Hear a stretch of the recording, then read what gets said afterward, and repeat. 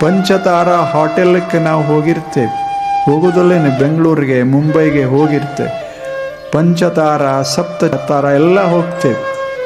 ಅದೆಲ್ಲ ನಾವು ಮಾಲೀಕರಂಗ ಇರ್ತೇವೆ, ಆದರೆ ನಾವು ಮಾಲೀಕರಲ್ಲ.